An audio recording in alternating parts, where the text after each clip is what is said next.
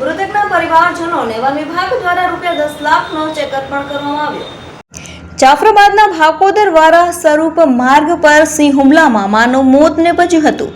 ભાગોદરા ભરત બારિયા સિંહ હુમલામાં મોતને ભેટ્યો હતો। મૃતક ભરત બારિયાના પરિવારજનોને વન વિભાગે ₹10 લાખનો ચેક અર્પણ કરાયો હતો। ધારાસભ્ય હીરાભાઈ સોલંકીની રજૂઆતને પગલે વન વિભાગે ₹10 લાખનો ચેક અર્પણ કર્યો હતો।